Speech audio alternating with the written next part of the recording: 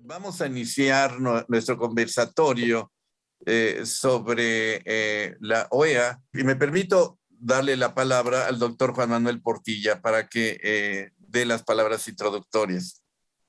Bien, pues agradecemos mucho la presencia de tan valiosos ponentes, participantes en este conversatorio.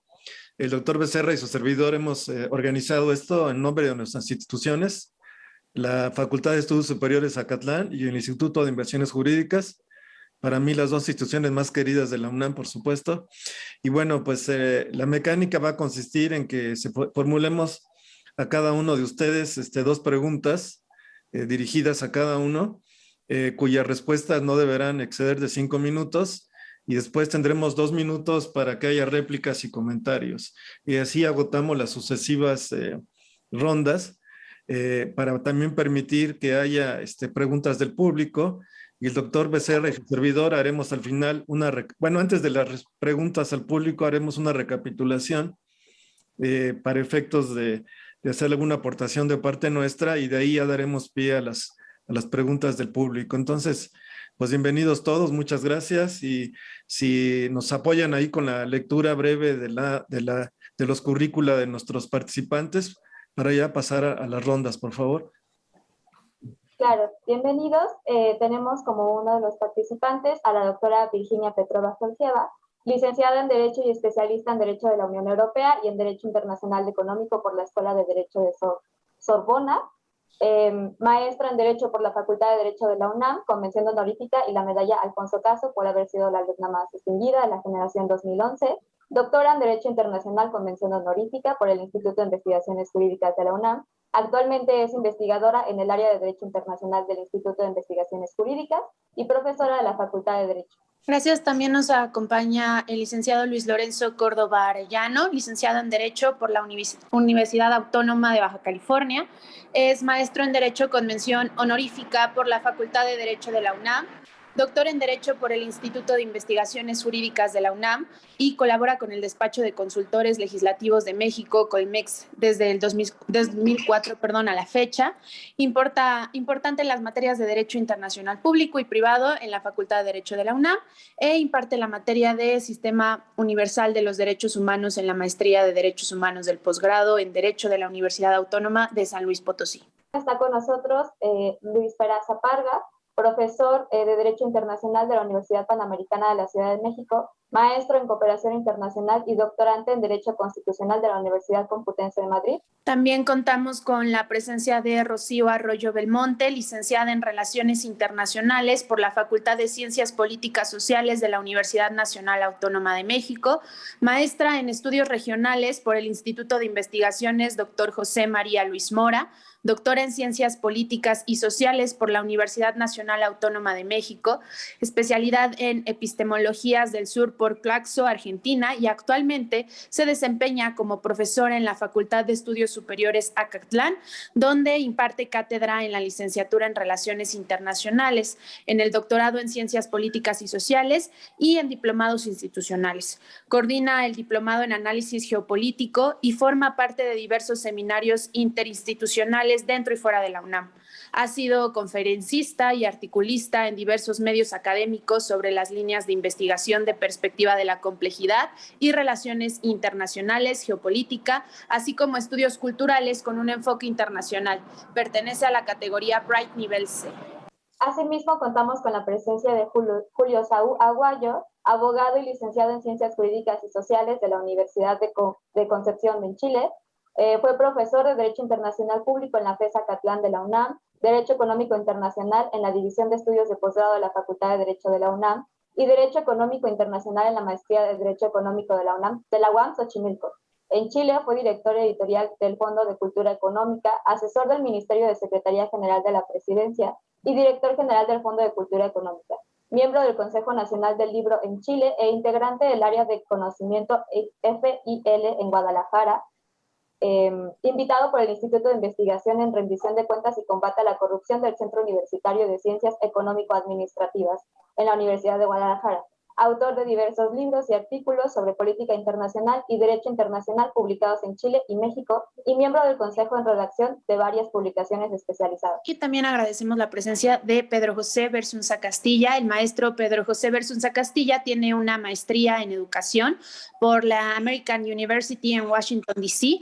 Tiene una maestría en estudios latinoamericanos y maestría en Derecho por la Universidad de California en Los Ángeles, abogado por la Facultad de Derecho de la Universidad Autónoma de Yucatán, profesor titular de Derecho Internacional Privado, Público, Diplomático y Régimen de Seguridad Nacional en la Facultad de Derecho de la Universidad Autónoma de Yucatán. Fue profesor visitante del Departamento de Estudios Latinoamericanos en Cerritos College, California, y fue coordinador del Departamento de Movilidad y Vínculos Académicos de la Universidad Autónoma de Yucatán. Es coordinador de intercambios académicos y relaciones internacionales en la Universidad Modelo. Es profesor de Introducción al Derecho Común en la Escuela de Derecho, Ciencias Políticas y Relaciones Internacionales. Fue director de Iniciativa de Capacitación Judicial Comparada en el George Mason University School of Law y asesor. Ahora le cedemos la palabra a los coordinadores del evento, por favor. Sí, buenos días nuevamente. Bueno, de acuerdo con la mecánica que hemos acordado en este conversatorio, la primera pregunta va a ser para la doctora Virginia Petrova. Y bueno, es una pregunta detonadora, sobre la cual los demás colegas pueden también dar su punto de vista. La primera pregunta que le haríamos a la profesora Petrova es ¿cómo se relaciona la crisis de la OEA con el declive de la hegemonía de Estados Unidos en el plano global? Muchas gracias, doctor Becerra. Agradezco a mis maestros, al doctor Becerra, al doctor Portilla, invitarme a participar en este conversatorio, y es un honor compartir este espacio con tan distinguidos juristas y estudiosos de los fenómenos internacionales. La pregunta es muy importante porque sabemos que la OEA se crea en el periodo posterior a la Segunda Guerra Mundial y es una de las instituciones regionales del orden internacional liberal. Todo el orden internacional liberal es un orden altamente jerarquizado y hegemónico. Esto se debe a la posición privilegiada que Estados Unidos adquiere después de la Segunda Guerra Mundial. En este momento tiene la mitad de la capacidad manufacturera de todo el mundo, 3 veces el Producto Interno Bruto de la Unión Soviética y 5 veces el Producto Interno Bruto del Reino Unido. Entonces, en este periodo, las demás grandes potencias están en declive y asistimos al surgimiento de una superpotencia.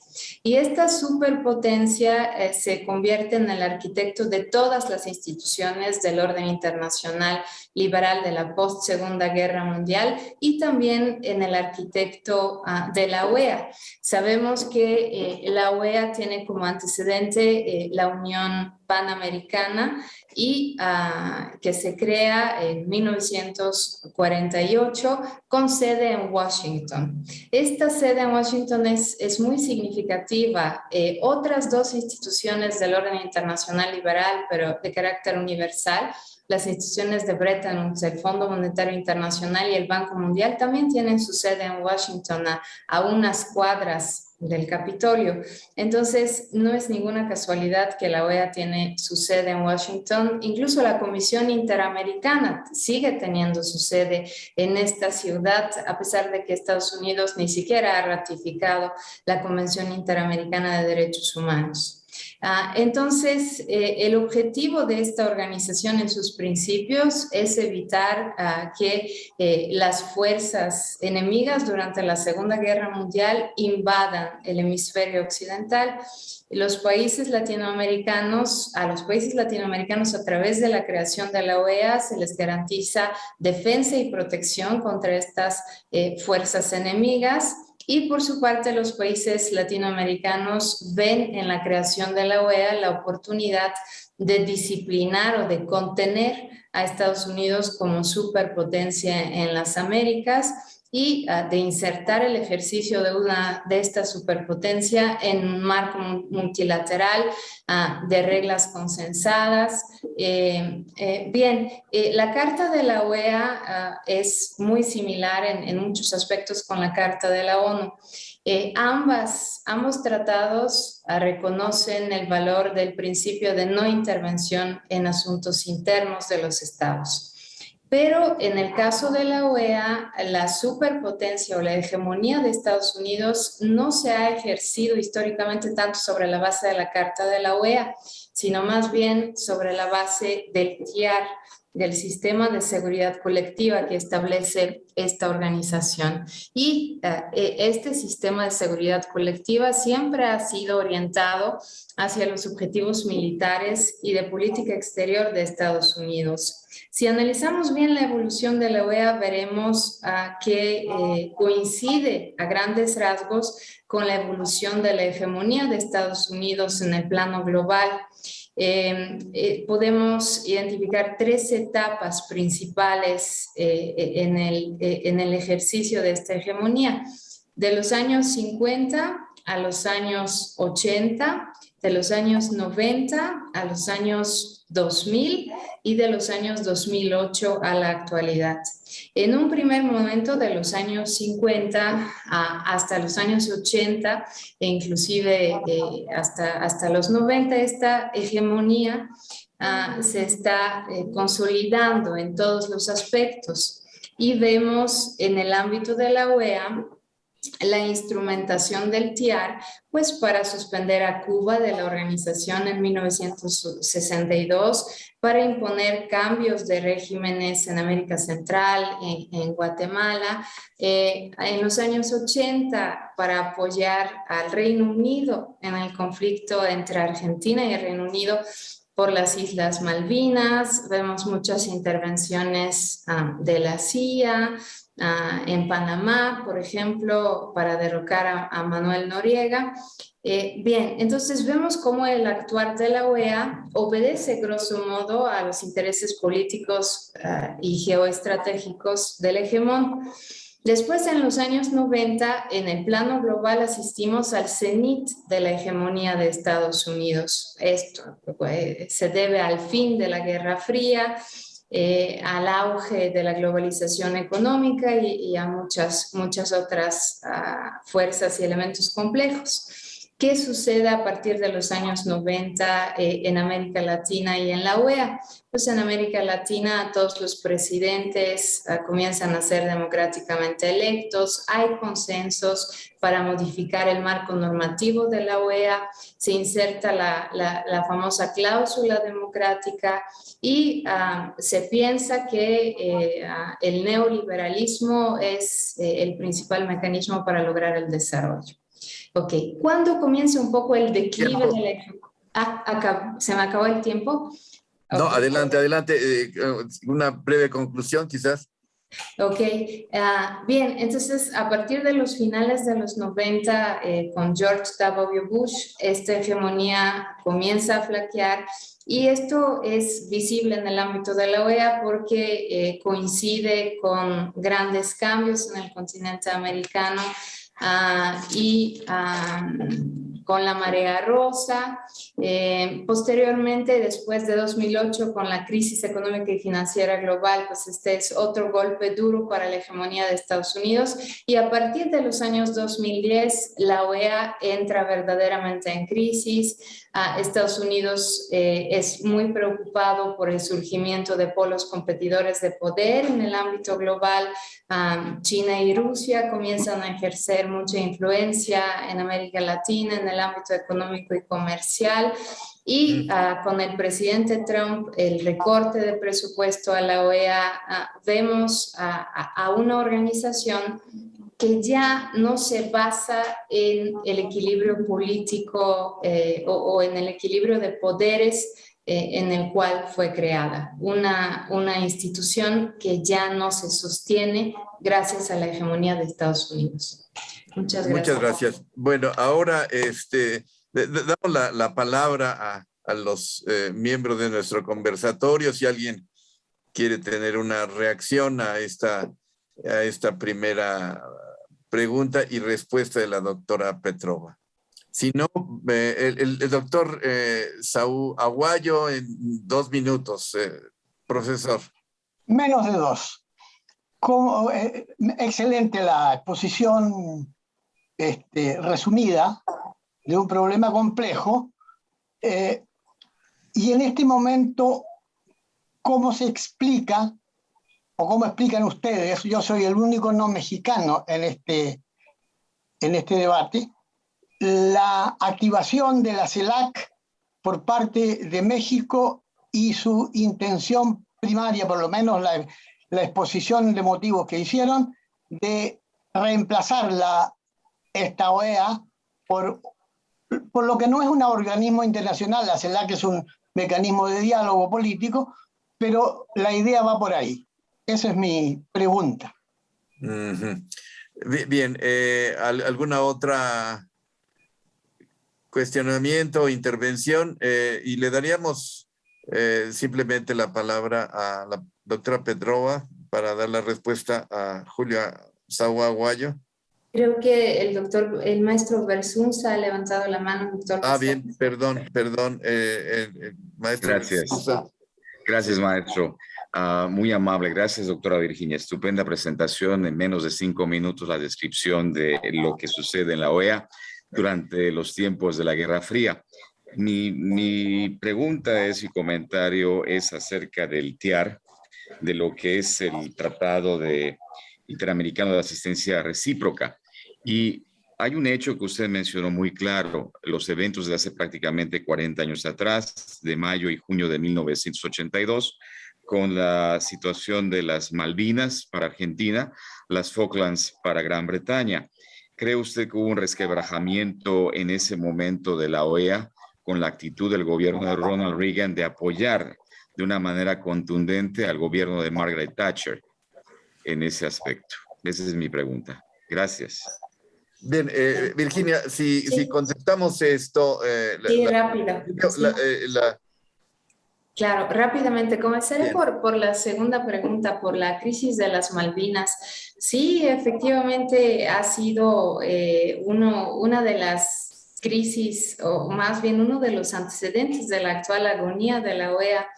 El TIAR en principio establece un sistema regional de seguridad colectiva que debe ser compatible con los principios, con el capítulo 7 de la Carta de la ONU.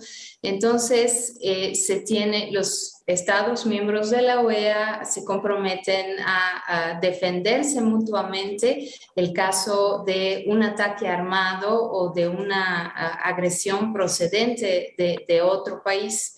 En el caso de las Malvinas, pues la agresión fue de parte de Gran Bretaña hacia un país miembro de la OEA, hacia Argentina, pero Estados Unidos, en pleno ejercicio de su poder hegemónico, decidió que el agresor era el Reino Unido, decidió que el agresor era Argentina y no el Reino Unido. Entonces, no defendió a Argentina, al contrario.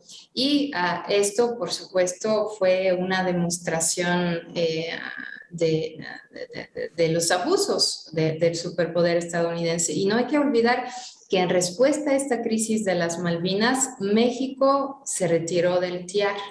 En 2004, México denunció el TIAR. Entonces, sí, ese antecedente de las Malvinas ha sido muy importante. Es muy importante para analizar la actual polarización y división entre los miembros de la OEA. Y sobre la primera pregunta, ¿cómo explicar la iniciativa mexicana de revivir a la CELAC y eventualmente de considerar que la CELAC puede ser sustituto a la OEA? Pues yo creo que es una respuesta directa a la crisis por la cual atraviesa la OEA y uno de los muchos intentos de integración de países latinoamericanos sin participación de Estados Unidos. Es una respuesta a los instintos intervencionistas que recoge el TIAR, el Sistema de Seguridad Colectiva de la OEA, y un intento de América Latina de nuevo tal vez a contrabalancear los excesos de la hegemonía de Estados Unidos. Siguiendo con nuestra segunda participante, a la doctora Rocío Arroyo, vamos a preguntarle, que de hecho es una pregunta, pero un poco con dos respuestas. ¿Cuál es el procedimiento legal para un posible abandono de la OEA? Y bueno, en este mismo sentido, ¿cuáles serían los efectos de una posible extinción de esta organización en el actual contexto mundial? Por favor. Sí, muchísimas gracias. Antes que nada, pues agradecimiento y admiración con los colegas que tengo oportunidad de participar el día de hoy. Bueno, sin más, me voy un poco a estos debates, que es a lo que nos llama la atención. Gracias a todos nuestros escuchas también por estar aquí con nosotros. Bien, sí, la forma de abandono de la OEA, ¿no? Es más bien también el proceso del derecho internacional de la denuncia. Esto está en la Carta de la OEA, en el artículo 143, en donde en realidad pues lo que se tiene que hacer, ¿no?, es mandar una carta por escrito a la Secretaría General. Después de eso tienen que pasar 2 años para que realmente se complemente este proceso. Y ahí hay una cláusula muy interesante que habla de, después de haberse cumplido con las obligaciones que están emanadas en la Carta. Y sucedió, ¿no?, sobre todo, o está pasando con el caso de Venezuela. Sí, Venezuela, que oficialmente pues declara su intención de salir de esta organización. Esto fue sobre todo a raíz más o menos de Maduro, ¿no? Por supuesto, oficialmente en el 2017 denuncia la Carta de la OEA para retirarse. En el paso de los 2 años, lo que ha sucedido realmente es que lo que hizo la organización fue no reconocer a Maduro como el gobierno oficial de Venezuela. Aquí tenemos una situación pues mucho más compleja, porque al no ser reconocido, entonces evidentemente vino sí el reconocimiento posteriormente de Guaidó. Él nombra un nuevo representante de Venezuela ante la OEA, eso fue en el 2018, y por tanto ahorita en el 2019, ¿no?, oficialmente Maduro dice que ya pasaron los 2 años, que ya salieron, pero no se reconoce oficialmente este retiro por un nuevo representante, ¿no?, que todavía tiene por el gobierno de Guaidó en la OEA. Entonces, aquí el proceso, digamos, no es tan sencillo, no solamente de salirse, sino es un proceso, por supuesto, que lleva mucho tiempo. Y lo que ha pasado, o sea, lo que sí ha pasado en la OEA, es más fácil que la OEA te desconozca, ¿no?, o se haga este ejercicio que pasó a Cuba, a Honduras, ¿no?, a Bolivia, de desconocimiento. Y por supuesto, o sea, hay que pensarlo, ¿no?, mucho. La organización de los Estados Americanos, ya lo dice muy bien la doctora Petrova, tiene un contexto histórico muy específico. Es una organización del orden liberal. Entonces está muy vinculado a la situación de la Organización de las Naciones Unidas y de un orden liberal, ¿no?, que obedece, por supuesto, una reestructuración donde Estados Unidos tiene un liderato, sí, por supuesto, pero también en una visión diferente al mundo multipolar que estamos viviendo. ¿Sí? Un poco la idea es que no hay que considerar que es simplemente nos cambiamos de organización. Sí, también yo sería muy de la idea como de resaltar que la Organización de los Estados Americanos es más que un mecanismo de integración regional, es un mecanismo sobre todo de conciliación de relaciones intercontinentales, porque se basa mucho en la idea de la no intervención.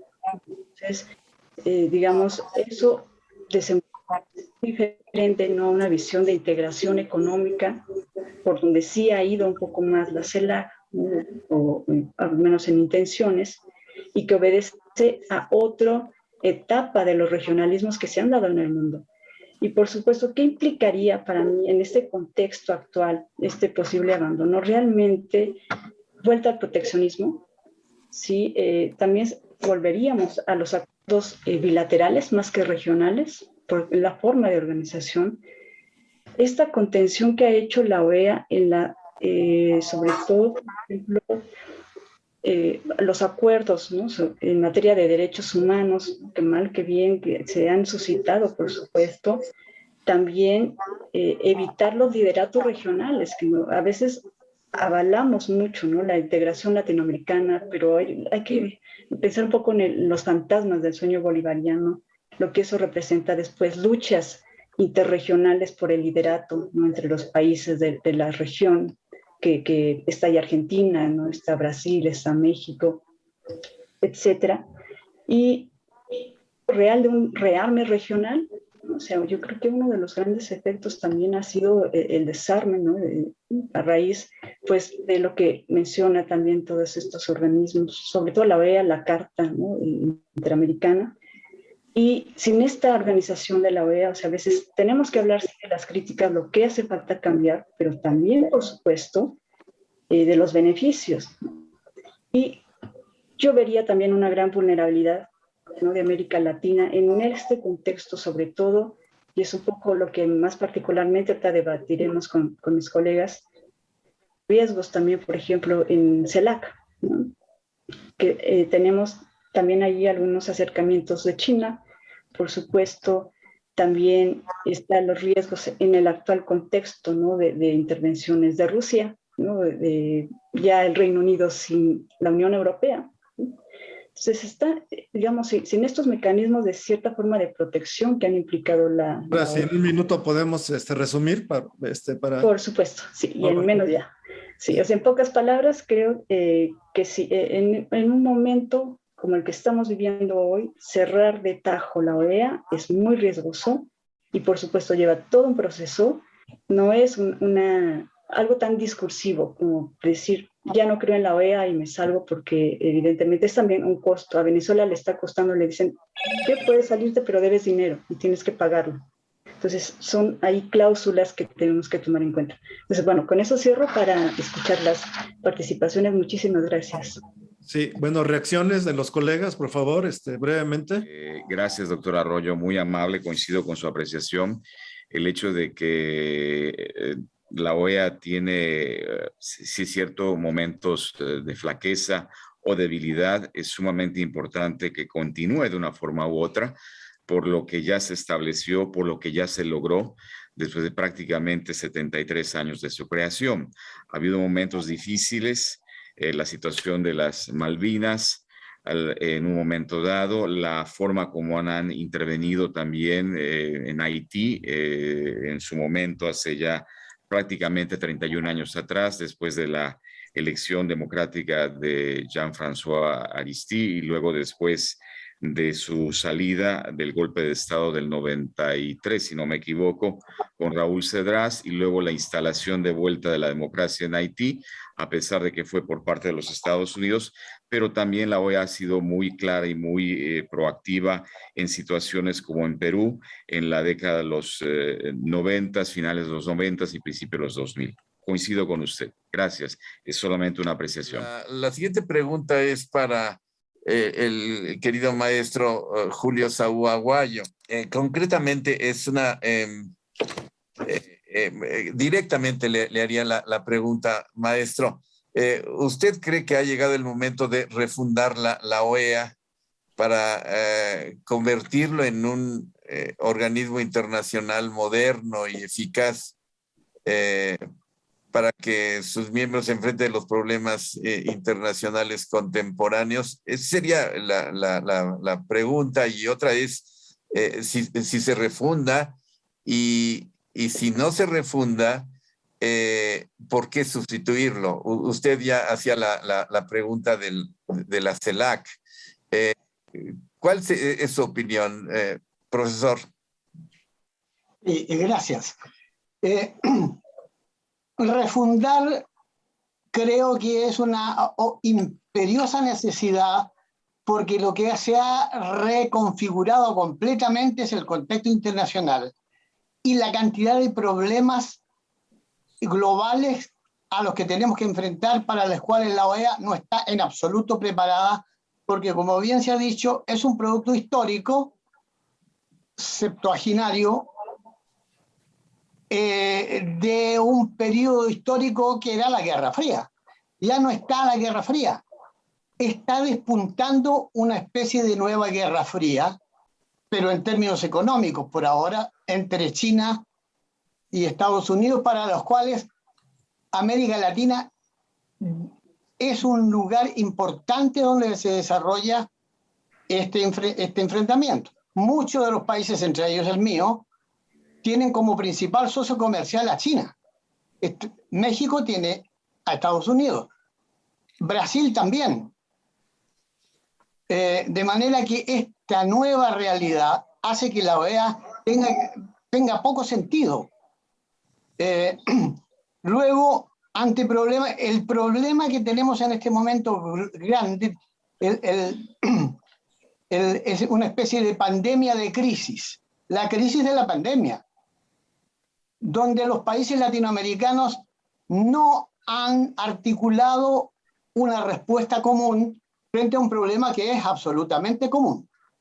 Y la OEA tiene bastante poco que ver en este terreno, a pesar de la Organización Panamericana de la Salud, que es más antigua que la OEA incluso, y que pertenece también al sistema de Naciones Unidas y de la OEA al mismo tiempo, pero que ninguna instancia de organización internacional ha sido capaz de siquiera ponernos de acuerdo para comprar en conjunto vacunas.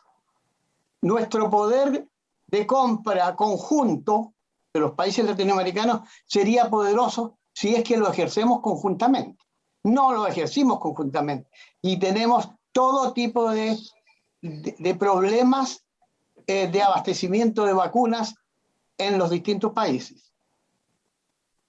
Solamente por dar un ejemplo, ese es un problema. El problema migratorio, que es un problema que nos está afectando, no solamente es la migración Centroamérica hacia Estados Unidos o México a Estados Unidos, sino que ahora es toda América Latina la que está migrando de un país a otro. Venezuela a Colombia, a Bolivia, a Chile incluso. Y es un problema que no estamos enfrentando con una organización capaz de generar respuestas. Yo lo que he visto con mucho interés es que la CELAC no es una organización internacional, no tiene una secretaría general, no tiene organismos permanentes, es un mecanismo de diálogo político. Sin embargo, se está asesorando muy bien, muy inteligentemente por la CEPAL. Ya hay un plan integral de obtención de vacunas y medicamentos hecho por la CEPAL para América Latina. Y hay también un plan migratorio, una forma de enfrentar con los organismos internacionales y con los tratados internacionales vigentes en esta materia, de enfrentar de mejor calidad. Pero la CEPAL, dirigido por una ilustre mexicana, entre paréntesis, no está colaborando con la OEA, sino con la CELAC. Y eso me da la impresión a mí de que lo que México lanzó en su momento, el gobierno mexicano, no es una propuesta de se termina la OEA y se reemplaza por la CELAC. Es más bien un proyecto estratégico de que tal vez para allá vayan las cosas. Eso es lo que creo. Muchas gracias. Bien, ¿alguna reacción? Lo que el maestro Saúl Aguayo, Rocío, está planteando es que podría coexistir OEA con CELAC. Rocío, por favor. Sí, justamente mi intervención iba más en este sentido, ¿no? Me gustaría saber la opinión del doctor Julio sobre cuál sería como esta transición. No sé si pasaría un colapso abrupto de la OEA o ve más una transición o una alternancia entre estos dos proyectos. ¿Cuál sería su visión? Muchas gracias. Bueno, tiene la palabra la doctora Petrova. Sí, yo pienso que tanto la CELAC como la OEA deben ser reformadas, porque la CELAC, como bien decía el profesor Sao, tiene cero institucionalidad. Jurídicamente es difícil pensar que una organización que solo tiene cabeza pero no cuerpo puede enfrentar los problemas actuales. Y al mismo tiempo también hay que reformar la OEA. Yo pienso que la OEA difícilmente podría desaparecer. ¿Cuáles son los mecanismos jurídicos que se establecen en la Carta de la OEA para que ésta sea reformada? Se necesita el voto de la mayoría absoluta de los miembros. Esto como en el caso, bueno, el artículo 110 de la Carta establece que es una mayoría absoluta de 2/3, ¿no? Como en el caso de la Carta de la ONU, reunir estos consensos, lograr este voto en el actual contexto de división y de polarización y de luchas ideológicas entre los miembros de la OEA, pues es prácticamente imposible. Entonces, jurídicamente, tal vez la única vía para que la OEA desaparezca es que todos los países se retiren o la denuncien. Pero con que Estados Unidos y Colombia, por ejemplo, quieran seguir formando parte de la OEA, esto no se va a lograr. Entonces sí, coincido mucho con el doctor Saúl.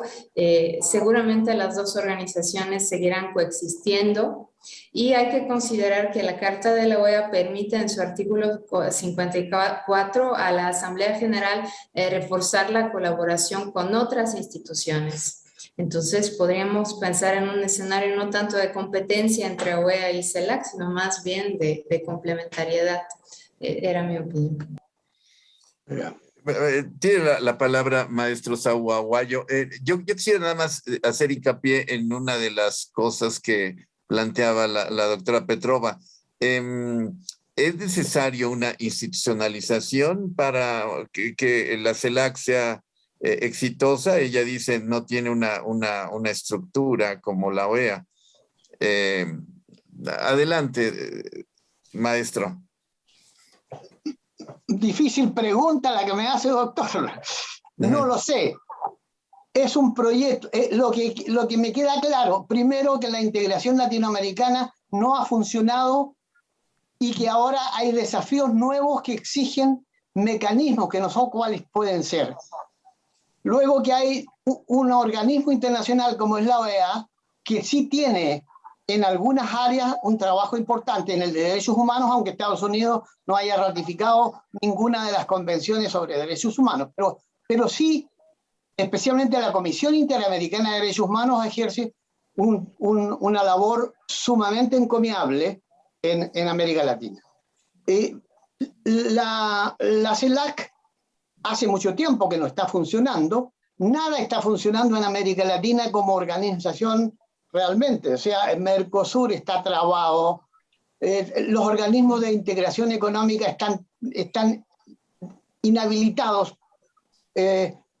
Y el momento que se vive, el secretario general de la ONU, Antonio Guterres, habla de que estamos ante una cascada de crisis. Realmente estamos ante una cascada de crisis. Crisis financiera y económica producida por la pandemia, crisis sanitaria, crisis migratoria. Es demasiado serio el momento que se vive como para que las organizaciones internacionales o los mecanismos de cooperación internacionales no piensen en reactivarse, reformularse y trabajar conjuntamente, porque los problemas no son para una organización, los problemas son para toda la humanidad y para todos los latinoamericanos. Gracias. Gracias, maestro. Bueno, ya están llegando las preguntas vía chat. Un poquito más adelante las vamos a leer a nuestro conversatorio. Bien, pasamos ahora a darle la palabra al profesor Pedro Bersunza. Adelante. Adelante con la siguiente pregunta. Sí. ¿Cuál es el estado financiero que guarda la OEA? ¿Quiénes son los principales contribuyentes financieros del organismo y su impacto en el interior del mismo, por favor? Gracias, muy amable, doctor Juan Manuel Portilla. El presupuesto para las contribuciones del 2021 son cerca de $84.470.000, de los cuales hay un fondo regular de $79 millones.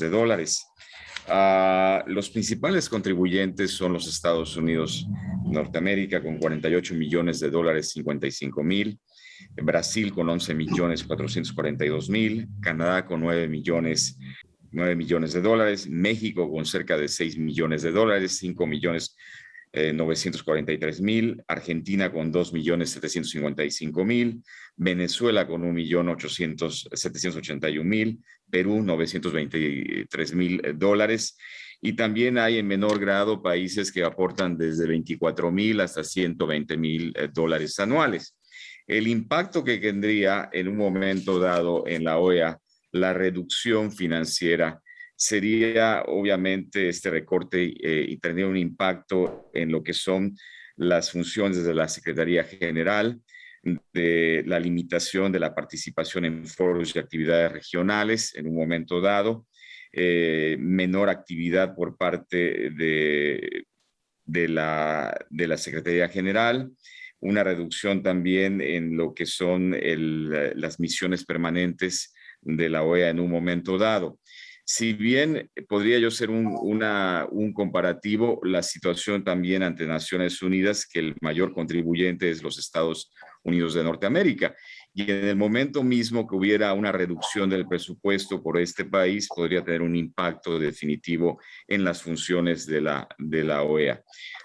Quiero dar un comentario breve. Ustedes recordarán cuando viene la invasión a Irak en el año 2003 y hubo una serie de acciones por parte de Naciones Unidas de realmente crear un equilibrio en un momento dado.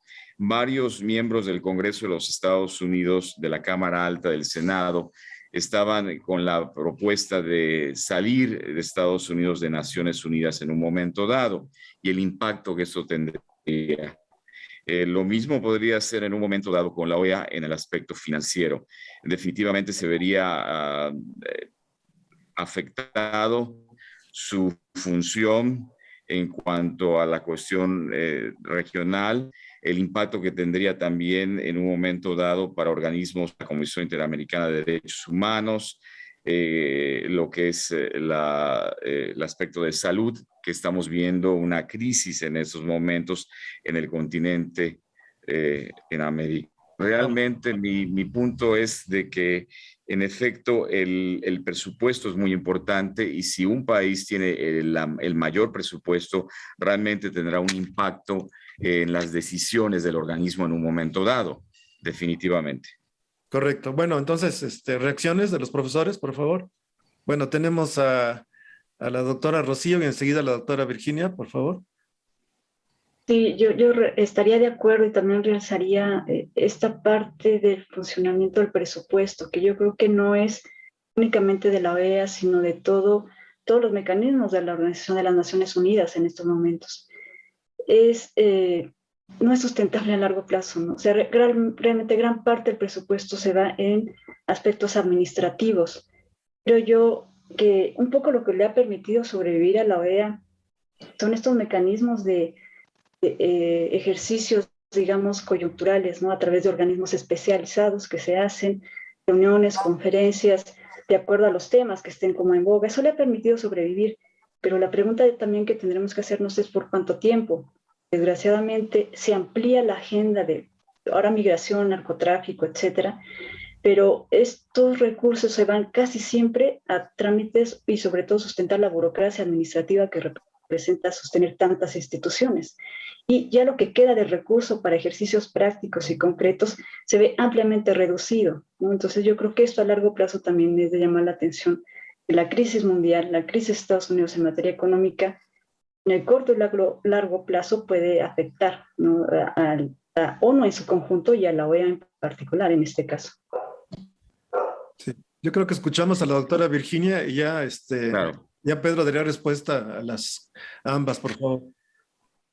Bien, sí es fundamental la cuestión del presupuesto, qué bueno que lo resaltó el profesor Bersunza. Él dio cifras más exactas, pero en porcentaje Estados Unidos y Canadá juntos aportan el 70% del financiamiento de la OEA. Afortunadamente en la Carta de la OEA no se ató el ejercicio del derecho de voto de los estados en función de sus cuotas, como en el caso del Fondo Monetario Internacional o del Banco Mundial, sino Estados Unidos pues tendría Imagínense, el 60% de los votos. En la OEA es un Estado, un voto, ¿no? Y eso no permite a Estados Unidos ejercer derecho de veto gracias a sus contribuciones tan importantes. Pero, por supuesto, que ahora que Estados Unidos, después de Trump, ha dicho que ya no dará aportaciones voluntarias a la OEA, y ante la percepción en la opinión pública estadounidense que la OEA es ahora secuestrada por los países latinoamericanos y ya no obedece a los objetivos de política exterior de Estados Unidos, pues yo temo más recortes de las contribuciones de Estados Unidos a la OEA, incluso como posibles sanciones hacia esas posturas nuevas latinoamericanas. Y también quisiera resaltar algo sumamente preocupante. De todo el presupuesto de la OEA, solo el 6% se va al sistema interamericano de protección de los derechos humanos. El sistema no tiene suficiente personal, hay casos acumulados ante la Corte. En 2016 estaba al borde de la quiebra, ¿no? Y eso, por supuesto, también afecta y acarrea más crisis para la OEA. Y estoy muy de acuerdo con la doctora Rocío, esa crítica de la burocratización de las organizaciones internacionales la podemos ver en todos lados, también en el caso de la Unión Europea, ¿no? Los países ya no quieren contribuir al presupuesto de las organizaciones porque se desperdicia y también adquieren demasiados programas, demasiadas tareas y con poco presupuesto todas esas se vuelven poco eficaces. Es como un círculo vicioso. Gracias. Bueno, si quiere reaccionar, Pedro, en respuesta, y el doctor Becerra por ahí también. Bueno, a ver, yo nada más, antes de que usted conteste, Pedro, toca usted un aspecto así muy importante, la cuestión económica, y no es un principio de derecho internacional, sino es de la vida común que dice que el que paga manda. Este es un elemento quizás también de hegemonía dentro de la OEA. Sí, estoy de acuerdo con lo que dice la doctora Petrova, y ya lo habíamos observado, por ejemplo, el sistema interamericano, la gran contribución que hacen los Estados Unidos para que funcione la Corte en otro momento y con aportaciones de algunos países de la Unión Europea, que es impresionante. Es decir, no tenemos capacidad en América Latina de sostener un organismo internacional tan importante como la Corte Interamericana, el sistema interamericano junto con la Comisión Interamericana. Entonces, hacer a un lado a la OEA no significaría de alguna manera ponernos de alguna manera en América Latina, dar una reacción también para la creación desde el punto de vista económico, me estoy refiriendo a la creación de instituciones propias latinoamericanas. Gracias. Coincido con la apreciación de la doctora Rocío, de la doctora Virginia, del maestro Manuel. Ha habido un incremento de la burocratización del propio organismo, lo cual no ha permitido que de una manera adecuada y correcta la economía pueda, las finanzas de la OEA puedan realmente permear en todos los aspectos. Ha sido muy difícil en esa parte. También el aspecto de que una sola nación sea la que aporte el mayor presupuesto en un momento dado pudiera provocar que al salirse de la OEA crear una crisis.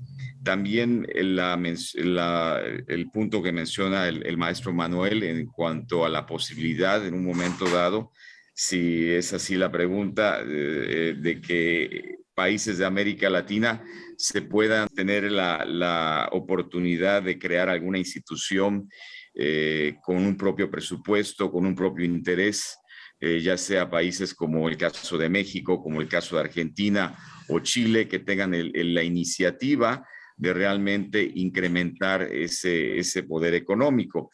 Sin embargo, también hay la duda de decir, si yo aporto más económicamente, tengo más control de determinadas áreas o instituciones, o también en un momento dado la posibilidad de que también sea más equilibrado este presupuesto y mayor aportación por los demás miembros de la OEA. Pero también la pregunta es ese dinero que positivamente se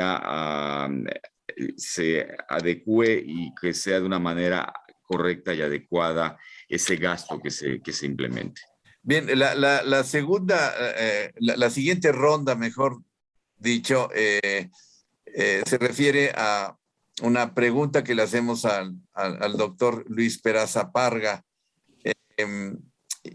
Esto es en virtud de que precisamente y concretamente con la posición de México fue de crear en América Latina un mecanismo o una instituciones como la Unión Europea.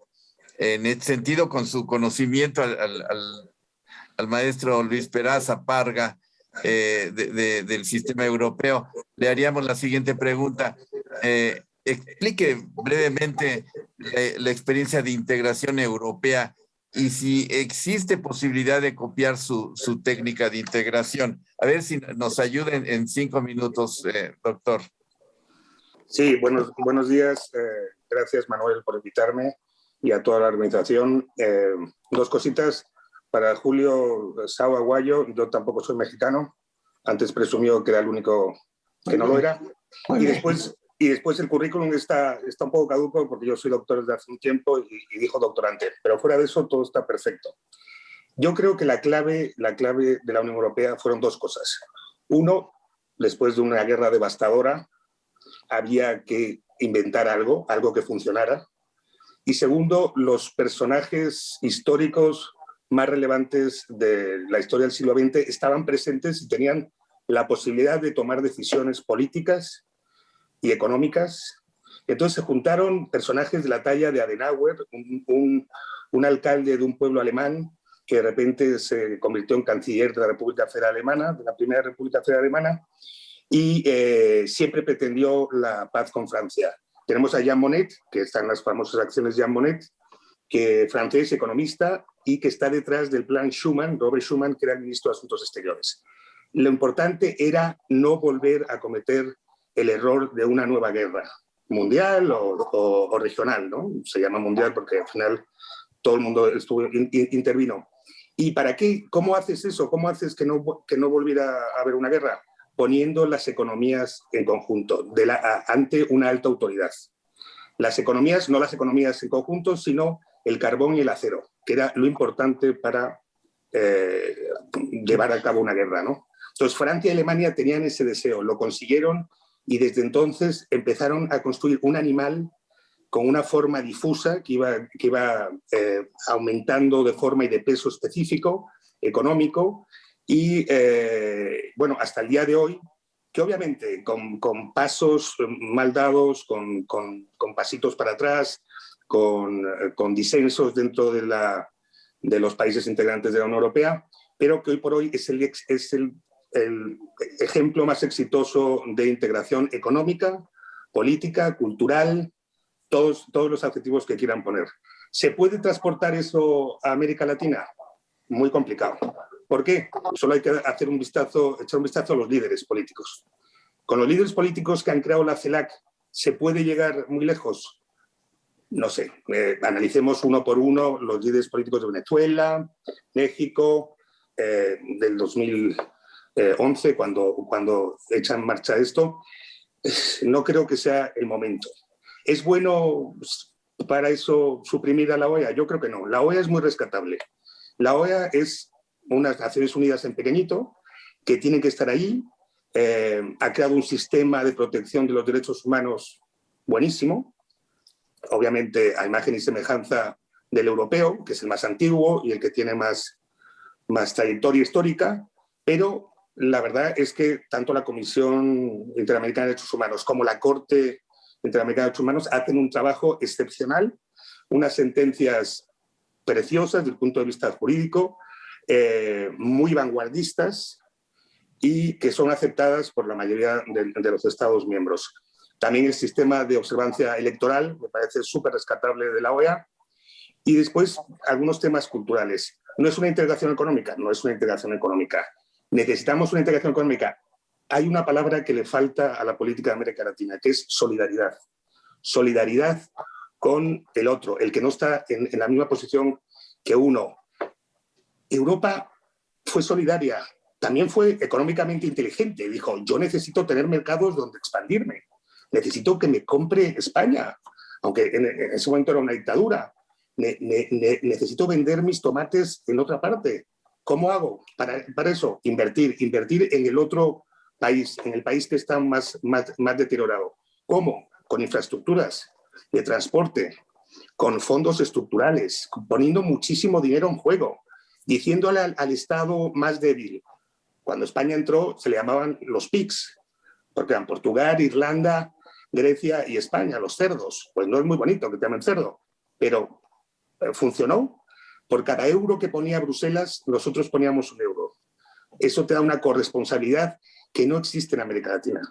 La corrupción es otro de los temas fuertísimos que habría que desterrar. Yo creo que el secreto de América Latina, en el tema de la integración, México debe seguir mirando hacia arriba, no tiene no tiene de otra, es tu vecino más importante, y tiene que seguir siendo el puente del resto de América, como un poco lo que les pasa a España. España y México, a pesar de todas las controversias últimas, tiene ese puente entre Unión Europea y América Latina, España, y México tiene el puente entre Estados Unidos y Canadá y el resto de América, ¿no? Y ese puente hay que aprovecharlo, es excepcional, pero se necesita esa solidaridad. Y yo creo que se necesita nuevos dirigentes políticos que no sepan mucho de historia, pero lo único que quieren es sacar, obviamente, a la mayor porción de población de la pobreza y echar para adelante. La OEA yo creo que es rescatable, yo no la cambiaría por una CELAC, que seamos serios. La CELAC es un conjunto de intenciones políticas. En el momento en que los jefes de Estado son los que deciden las pautas a seguir de un sistema de integración, en este momento el sistema está muerto. Tiene que hacerse una estructura administrativa tremenda. Tendría que ser un nuevo órgano. La CELAC yo no creo que funcione en ese sentido. También la OEA ha demostrado, está ahí, que lleva 70 años funcionando, con sus más y sus menos. Obviamente, el secretario general, pues ha habido secretarios generales y, bueno, pues este último pues, es muy polémico, obviamente. Y muchos países de la OEA piensan que es muy partidista, que está con una parte y con la otra no. Dice las cosas muy violentas. Y bueno, eso. Perdona, Manuel. Entonces, nuevos dirigentes, solidaridad económica e inteligencia y solidaridad de verdad y nuevas figuras políticas. Y sobre eso trabajar. Perdona, Manuel. Bien, gracias al doctor Luis Peraza. Bueno, en principio hay una reacción de la doctora Petrova. Muchas gracias, doctor. Muy rápidamente, me parece muy interesante la reflexión y regresamos al punto de la institucionalidad. Sabemos que lo que distingue a la Unión Europea de todas las integraciones que ha habido en América Latina es el supranacionalismo, mientras que en América Latina siempre se ha preferido por el intergubernamentalismo. En el supranacionalismo hay instituciones, hay órganos de la integración que defienden el interés de la integración y no las agendas políticas de los Estados miembros, pero esto supone una delegación de soberanía y en América Latina siempre se ha preferido por un intergubernamentalismo, incluso extremo, sin ninguna cesión de soberanía. ¿Cuál es el riesgo del intergubernamentalismo? Pues precisamente que el futuro o el presente de una organización de integración dependa de la agenda política del gobierno en turno, de los líderes. Entonces podemos ver el caso de la UNASUR que precedió a la CELAC. ¿Qué pasó en la UNASUR? Igual, era un intento de integración promovido por Brasil, otra grande potencia en América Latina, y al final fracasó por las luchas ideológicas, por los enfrentamientos, por la crisis de Venezuela y porque no hay ninguna institucionalidad que pueda hacer avanzar a la institución más allá de los intereses políticos de los estados. Y eso puede pasar en la CELAC. Gracias. Doctor Juan Manuel Portilla. Bien, pues aquí quisiera retomar esta parte importante porque, bueno, nuestro propio presidente habló de seguir este modelo, dijo Comunidad Europea, pero quizás se refería más a la Unión Europea, dado que es un proceso ya superado, ¿no? Yo veo muy difícil un Maastricht aquí en América Latina, un poco en abono a lo que decía el doctor Peraza y la propia doctora Petrova. Además veo otra cosa, también va un poco en contrasentido de la idea soberanista ultra que se ha tratado de establecer por parte del gobierno de México y otros gobiernos afines en América Latina en términos de este reforzamiento, de esta soberanía casi bodiana, ¿no? Que ya un poco, o este apego tan westfaliano también en términos de sociedad internacional y derecho internacional, que me parece ya está superado. Y en el caso de la Unión Europea se cede mucha soberanía. La verdad es que hay un verdadero órganos supranacionales que me parece no es tampoco la idea que vaya con la idea soberanista, ¿no? Me parece que además, pues también, aparte de la solidaridad, pues estamos en otro mecanismo de integración que es el TEMEC. Nosotros vemos hacia el norte, aunque nuestro discurso retórico ve hacia el sur. Entonces, en el caso de la Unión Europea, pues es una integración económica muy fuerte, ¿no? Que no la tenemos en América Latina y no se va a lograr por las diferencias y la polarización tan grande que hay en los distintos países que conforman la OEA, ni creo que la CELAC pudiera cumplir tampoco este propósito. En fin, bueno, hasta ahí. Gracias. ¿Puedo contestar? Doctor Peraza, sí, ahorita nos contesta. Sí, por supuesto, pero espera. Un tanto como reacción a lo que tú planteas, que pones en la mesa de la discusión hasta arriba la cuestión de la solidaridad y que tal parece que en América Latina no hay esa solidaridad, hay un sentimiento de carácter soberanista y muy nacional. Pero, doctor Peraza, ¿qué pasa con la experiencia del COVID y ese nacionalismo de las vacunas que sigue siendo muy fuerte dentro de la Unión Europea? Bueno, perdón para adicionar esta pregunta. Sí, muy rápido. La doctora Petrova ha dado perfectamente en el clavo. Poner en común la soberanía es una de las cosas más importantes. Y los estados se resisten, pero hay que tener en cuenta que cuando pones en común la soberanía muchas veces te devuelven más de lo que has entregado. ¿Por qué? Porque vas a tener un miembro español o tal en cada órgano deliberador de políticas públicas europeas. Entonces, eso es importantísimo. No estás delegando soberanía a lo loco, sino estás poniéndola en común para llegar a un acuerdo donde la sociedad en su conjunto mejore, ¿no? Y después, obviamente, hay un derecho comunitario europeo que es fuertísimo, pero que seamos sinceros, no estaba en los tratados. Fueron los jueces, los primeros integrantes del Tribunal de Justicia de las Comunidades Económicas Europeas, los que se empeñaron en una decisión personal en que el derecho comunitario era obligatorio, era supremacía, tenía supremacía, aunque ahora vemos el caso de la Corte Constitucional de Polonia que lo pone en duda, pero esos son piedras en el camino. Si llega a conseguir, las sentencias son completamente cumplidas y después el derecho comunitario lo que hace es que pone a todos los ciudadanos comunitarios en el mismo pie de igualdad en el tema de los derechos, ¿no? Las sentencias más icónicas del Tribunal de Justicia de la Unión Europea o incluso del Tribunal Europeo de Derechos Humanos son gente que se ha empeñado en llegar hasta el final con un tema concreto y al final ganarlo y tener el país que cambiar leyes, cambiar la Constitución incluso. Eso es una quimera en América Latina, pero eso es lo único que funciona y es un experimento que lleva 70 años. Entonces, en ese sentido, está muy bien. El tema de las vacunas ha sido un espectáculo lamentable, lo que ha pasado en España, en todas partes, muy feo, todo muy feo, no ha habido ningún tipo de solidaridad. Los países compraban a las farmacéuticas cada uno individualmente, la Comisión Europea trataba de canalizar, pero no se podía o no querían.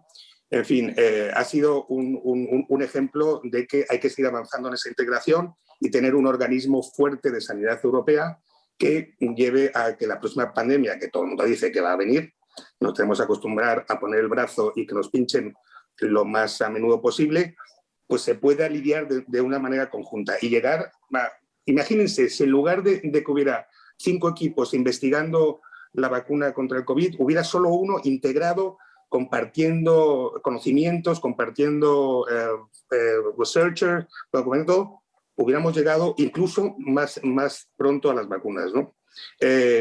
Y bueno, eso es lo que quería decir. Perfecto. Bien, pues si no hay más reacciones sobre esta pregunta, pasamos ya por último con el doctor Luis Córdoba. Y bueno, aquí hay una pregunta que tiene una serie de componentes.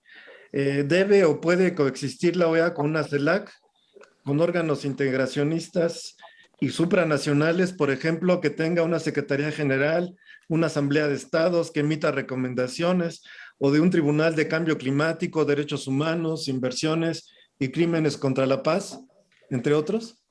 Adelante, doctor, por favor. Gracias. Bueno, en primer lugar, un agradecimiento por la invitación, tanto el doctor Becerra y el doctor Portilla, y pues muy contento de participar y compartir la mesa con los colegas, ¿no? Especialmente con Virginia Petrova, gran amiga, gran en formación, ¿no? De ser una gran internacionalista y de crear una doctrina de derecho internacional, seguramente. Bueno, los he estado escuchando con mucho interés. Tal vez yo voy a hacer un chivo en cristalería. Yo voy a hablar en pro de la CELAC. Pienso que, suscribo también lo que han dicho en relación a que la OEA responde a los intereses de los Estados Unidos. Se ve prácticamente en el presupuesto que ya mencionaron, 70% entre Estados Unidos y Canadá. Suscribo lo que dijo también el profesor Sau, en el sentido de que pues prácticamente nada funciona, la OEA tampoco está funcionando, es decir, no es un organismo que esté resolucionando problemas, al contrario, está creando problemas. Yo creo que la crisis más profunda que ha tenido la OEA fue en torno a las elecciones de Bolivia. Fue muy positivo por parte del gobierno mexicano haber dado el asilo y haber rescatado la vida de Evo Morales. En ese sentido, pienso yo que, aunque desde un punto de vista realista, realmente va a ser muy difícil, tal vez imposible, de que desaparezca la OEA, ciertamente. En ese sentido, yo creo que van a coexistir tanto la OEA como la CELAC, y paulatinamente, gradualmente, probablemente, si la CELAC llega a mantener esta reactivación que impulsó el actual gobierno mexicano, pues paulatinamente tal vez los estados latinoamericanos vayan a un sistema propio sin la tutela de los Estados Unidos. Entonces, desde mi punto de vista, considero que la CELAC es pues una especie de OEA sin los Estados Unidos, motivada por la crisis del 2008. También hay que tomar en cuenta que en 2007 fue la intervención militar de Colombia hacia Ecuador. Esta idea de que habría que sustituir a la OEA, una idea que revitalizó el presidente mexicano, pues ya fue planteada en ese momento, en 2007, por Ecuador, ¿no? Por el presidente de turno en aquel entonces.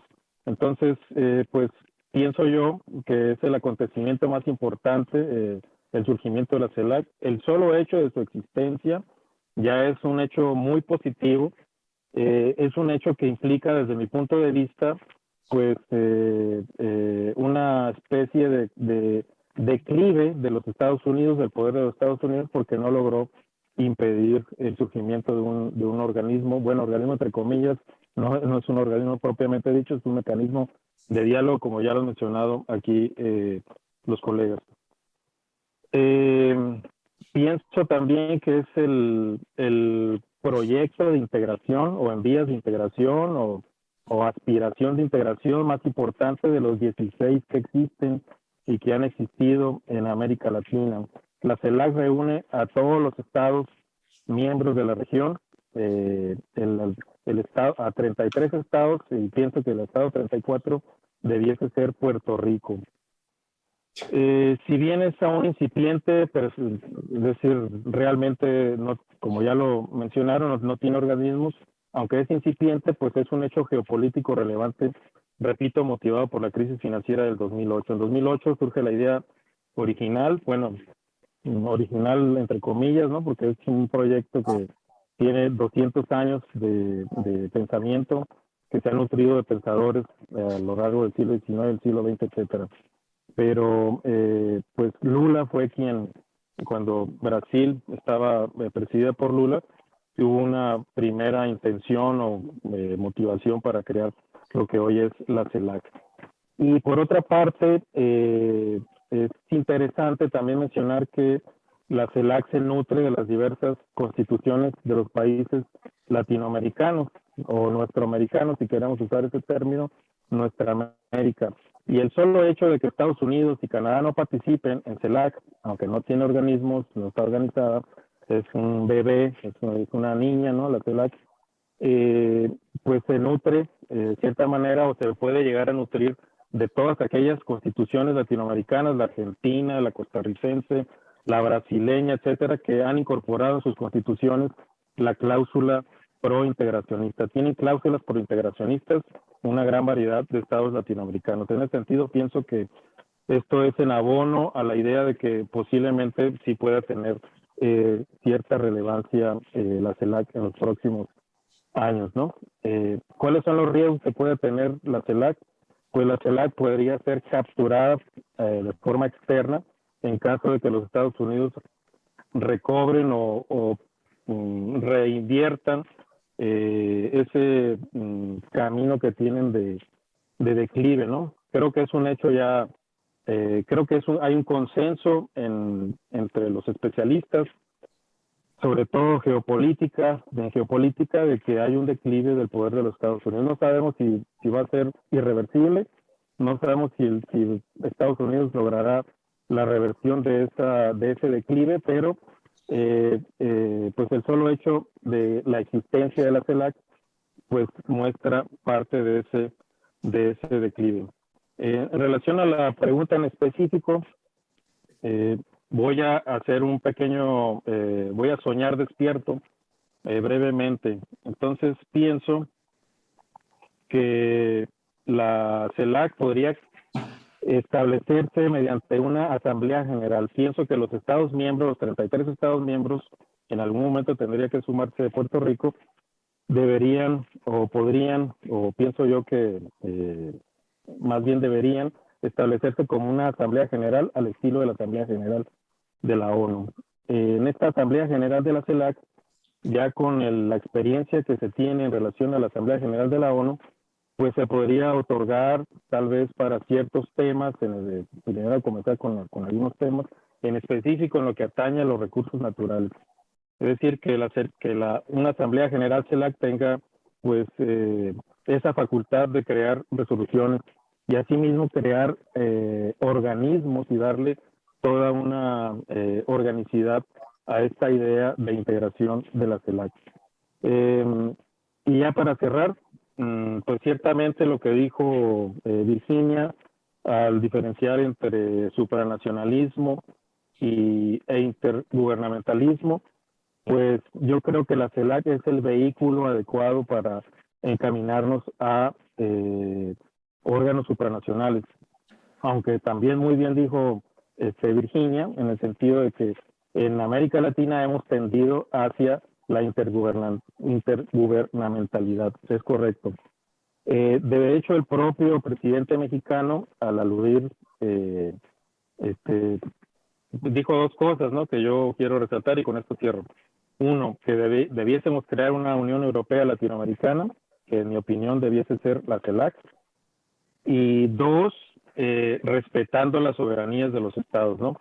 Entonces, si vamos a crear si vamos a copiar o intentar copiar el modelo de la Unión Europea, pues hay que encontrar la cuadratura del círculo para que nuestra CELAC se convierta en un órgano supranacional, ¿no? Y al mismo tiempo se respete las soberanías, ¿no? Que es uno de los temas más importantes, más relevantes para nuestros países, que pues han sufrido las intervenciones de los Estados Unidos desde antaño, y no es, pues bueno, México nada más y nada menos perdimos la mitad del territorio, y pues bueno, ayudamos al desarrollo del capitalismo de la máxima potencia a nivel mundial. Gracias. Bien, pues reacciones de los colegas, adelante. No veo manos levantadas. Sí, la doctora Arroyo y la doctora Petrova, por favor. Sí, muchas gracias. Bueno, es que yo coincido mucho en los buenos deseos, ¿no? Y un poco en el optimismo que parece ser la CELAC ante estas alternativas, pero un poco ya cuando nos adentramos, digamos, como en los mecanismos de operación, ¿no? A mí me preocupa, insisto, un poco, ¿no? Esta forma en que la CELAC se ha un poco acercado con estos foros, ¿no? de discusión con China, con la propia Unión Europea, y esta cláusula democrática que ha sido el meollo, ¿no? O sea, la OEA se ha basado mucho en si no eres democrático, hay intervención, te desconozco. Y es el sello estadounidense dentro de esta organización. Pero también los riesgos que hay también en CELAC, ¿no? Ha hecho mucho énfasis de no importa qué régimen político tengas, es la participación, digamos, como este respeto. Eso discursivamente está bien, pero ¿cuáles son los riesgos en un histórico reconocimiento de volatilidad política que existe en la región latinoamericana, ¿no? Esta ida casi pendular entre derecha e izquierda que nuestros gobiernos en forma, digamos, cíclica de vez en cuando van, ¿no? En la cuestión latinoamericana, sería un poco el riesgo, ¿no? El riesgo de estas intervenciones y sobre todo esta falta de mecanismos claros de institucionalizar estos buenos objetivos, porque yo estoy de acuerdo que hace falta reinterpretar la integración latinoamericana, pero de fondo. Sí, aquí yo veo un poco más, nada más cambia la agenda, ¿no? O sea, la agenda de CELAC ahora apuesta por democracia, derechos humanos, por cuestión, perdón, de cooperación internacional, desastres naturales, la cuestión de la salud.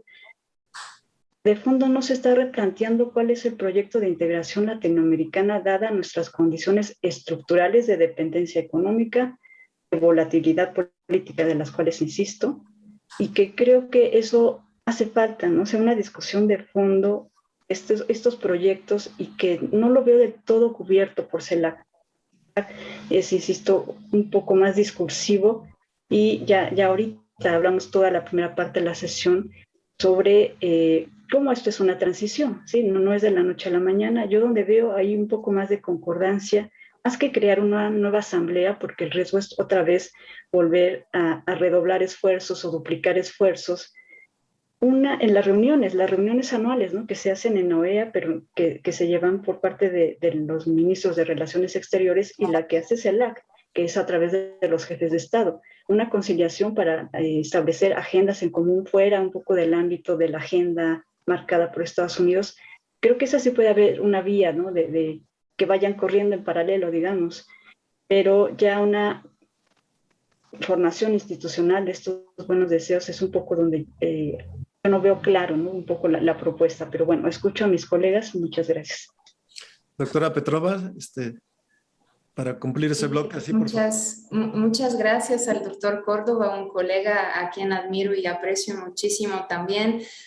Definitivamente, Luis, la CELAC es un rotundo éxito de la diplomacia mexicana en muchos aspectos, porque logró sentar en una mesa de diálogo a líderes y a posturas que son muy divergentes en muchos aspectos. A mí me parece que desde la perspectiva un poco más política, darle nuevas fuerzas a la CELAC es también una respuesta al rotundo fracaso de la OEA en resolver algunas de las recientes crisis en América Latina. Tú mencionaste la crisis boliviana con el asilo a Evo Morales, y yo quisiera preguntarte acerca de la crisis en Venezuela. ¿Tú crees que la CELAC podrá ser verdaderamente un mediador mucho más exitoso que la OEA en la crisis venezolana? Gracias. Bien, pues tengo por aquí nada más una acotación pequeña respecto a Puerto Rico. Me parece como intención muy bienvenida que nuestros hermanos boricuas se sumaran, pero bueno, en primer lugar dudo mucho que ellos quisieran dejar el bienestar que les significa estar con Estados Unidos en términos económicos a pesar de que, bueno, hemos visto cómo Trump los maltrató, ¿no? Y de alguna manera, pero bueno, Puerto Rico está sumado a la economía de Estados Unidos. Es más, hasta entiendo que el TEMEC ahí aplica y todo esto, ¿no? Es territorio para estos efectos, ¿no? Y por otro lado, no pasaría la prueba de Montevideo. Recordemos esos principios que establecieron hace tiempo y que se han citado mucho de derecho internacional. No, Puerto Rico no cumpliría con esos requisitos. En fin, bueno, lo dejamos ahí para ver la reacción del doctor Córdoba, para cerrar ya estas rondas y después ya dar lugar a las preguntas del público, por favor. Bueno, en relación a Venezuela, si la CELAC pudiese ser más exitosa, pues yo pienso que tendríamos que arriesgarnos a que sea exitosa o no sea exitosa la CELAC en resolver pues los conflictos que hay al interior de la región. Pero pienso que el hecho de que haya diálogos entre la oposición venezolana y el gobierno venezolano aquí en México, pues puede ser un indicio de la posibilidad de éxito por parte de la CELAC con un liderazgo, pues si bien populista o como quieran llamarle, ¿no? del actual gobierno mexicano, pues puede ser un indicio, repito, de un éxito en relación a Venezuela. Además, la OEA no puede solucionar ese problema porque al admitir a Guaidó como representante de Venezuela ante la OEA, pues no está actuando como un organismo de conciliación, como se menciona aquí, que es la OEA. No es un organismo de conciliación, es un organismo que representa los intereses de los Estados Unidos, y si a los Estados Unidos le conviene tener un presidente sustituto de Venezuela, y que al mismo tiempo eso le permita a los Estados Unidos adquirir todos los recursos o allegarse de todos los recursos de Citgo,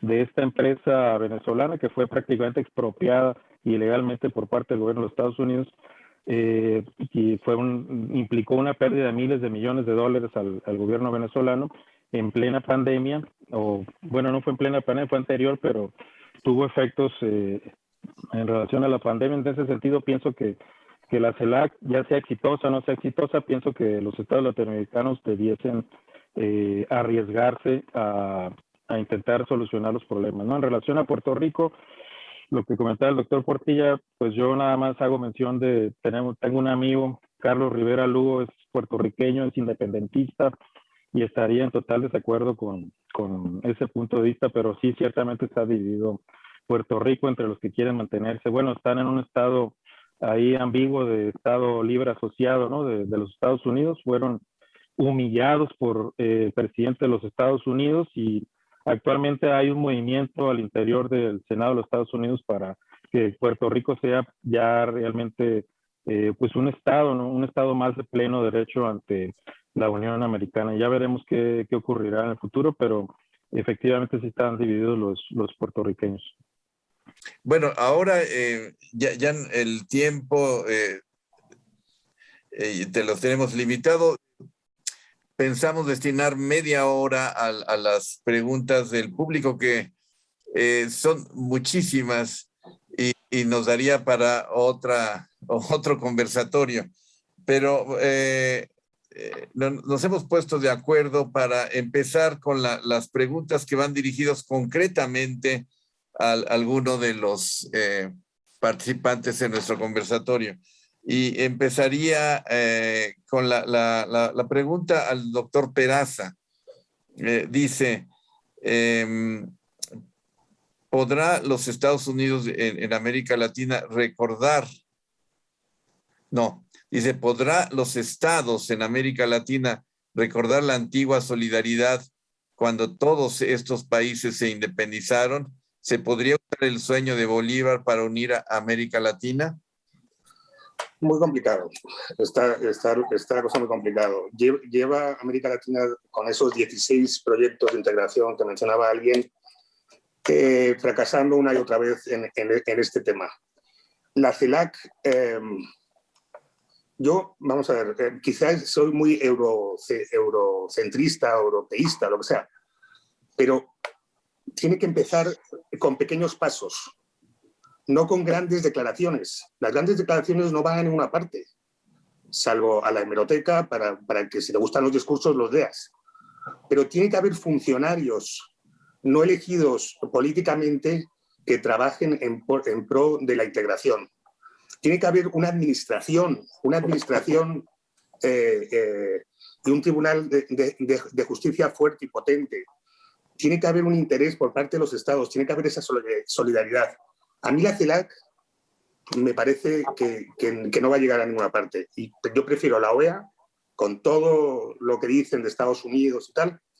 Y desde luego el secretario general ha sido muy polarizante, este último, pero prefiero la OEA, que es un mal conocido, que algo etéreamente bueno por conocer, que para mí sería la CELAC. Bien, yo me voy a permitir hacerle una pregunta al doctor Portilla. Le preguntan al doctor Portilla. Pues la pregunta que me dirigen es, en términos de política exterior, ¿qué le conviene más a México? ¿Optar por el multilateralismo universal o regional, es decir, ONU u OEA? Esa es la pregunta. Entonces, ¿me permito responderla? Y bueno, pues en realidad aquí siempre ha habido esta situación entre regionalismo y universalismo, ¿no? Incluso ya hemos dicho que la propia OEA pues va unos años después, muy poquitos después de la ONU en estos términos de Guerra Fría.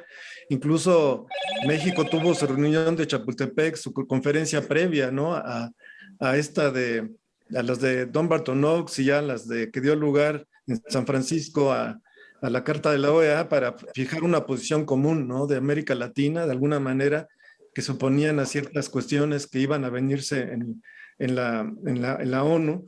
Y de alguna manera, pues pienso yo que en cierto modo, en el caso, por ejemplo, de la OEA, pues sí hay un hegemón, hay una simetría, lo cual lo convierte en un modelo complicado, muy difícil de resolver, ya lo vimos aquí. En el caso, bueno, de la OEA estamos hablando de 35 estados, ¿no? Y que bueno, en el caso de la ONU estamos hablando casi de 200, ¿no? 193. Y de alguna manera el poder está más diluido, ¿no? Si bien está el Consejo de Seguridad, que bueno, es un club especial, incluso al cual está invitado México ahora por quinta ocasión. De alguna manera, por ejemplo, Cuba, ¿no? Cuba que fue excluida o expulsada bajo un mecanismo un tanto irregular en el 62, que todos sabemos, pues no ha hecho ningún esfuerzo por volver a la OEA, incluso quizá en algún momento pudiera plantearse. No lo ha hecho, ¿por qué? Porque le conviene más estar en la ONU llevando sus causas, ¿no? El embargo, que es el nombre correcto, que mucho se habla de bloqueo, cuando el nombre correcto es embargo, por cierto, que se le ha impuesto a Cuba, pues hay resoluciones diversas en la Asamblea General y otros órganos de la ONU, por ejemplo, donde se habla de esto, ¿no? En favor de Cuba, y hay votaciones y hay reuniones, etcétera.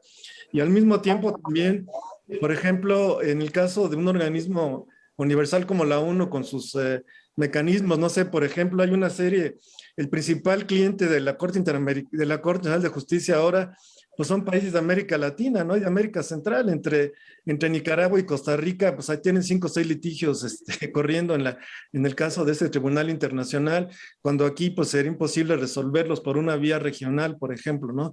Entonces yo creo que ahí, incluso México está ahora participando en el Consejo de Seguridad, y lamentablemente nuestro presidente va a acudir a hablar de corrupción, que es un asunto más bien de consumo interno, cuando bien podría haber aprovechado ahí, que estamos en el Consejo de Seguridad por quinta ocasión, podríamos haber aprovechado para hablar de los grandes temas, ¿no? De medio ambiente, de migración, de derechos humanos, de seguridad, incluso de narcotráfico, de armas, etcétera.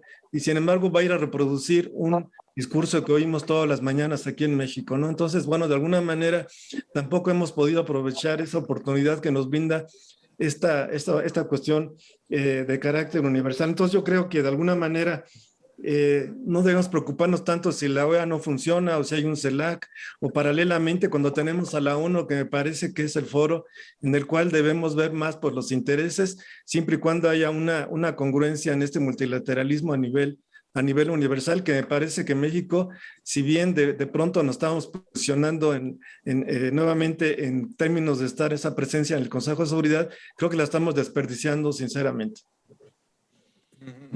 Hay una pregunta para el maestro Saúl Aguayo. Le preguntan, maestro, ¿cuál es el primer paso que debería de tomar países de América Latina en la OEA en busca de una reforma que involucre una verdadera cooperación continental? Son muchos pasos. Antes de responder, quiero decir que soy optimista, que creo que la cantidad de problemas nuevos y desafíos que tiene el sistema internacional van a determinar que superemos el mal desempeño que hemos tenido en América Latina frente al tema de la integración. Optimista también porque viene una oleada de triunfos de movimientos y partidos progresistas en América Latina. En un par de años tendremos nuevamente una mayoría importante.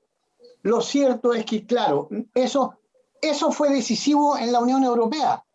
En la Unión Europea, en la formación de la Unión Europea, aparte del impulso que dio Estados Unidos fundamental, no solo económico, sino que el impulso político que le dio, todos los partidos que firmaron, todos los países que firmaron el primer tratado eran demócratas cristianos. Había homogeneidad política, por casualidad, democráticamente elegido, pero había homogeneidad política.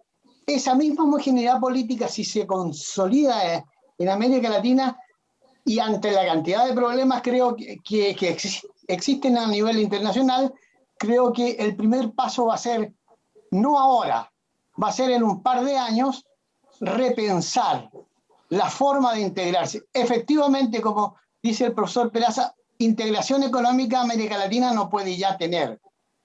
Puede tener colaboración, cooperación u organismos subregionales de integración como la Alianza del Pacífico, como el Mercosur. Algunos funcionan poco, otros no funcionan nada, pero sí enfrentar los problemas conjuntamente es una necesidad indispensable. Por ejemplo, hay países latinoamericanos, entre ellos México y Chile, miembros de la OCDE. En la OCDE se estuvo discutiendo durante años un tema cardinal, que es cómo evitamos los paraísos fiscales de las empresas transnacionales, de las empresas más grandes. Ese problema lo manejó solamente la OCDE y ninguno de los representantes latinoamericanos coordinó entre ellos una posición común. Resultado es el resultado que hay ahora, que lo vamos a ver a fines de este mes.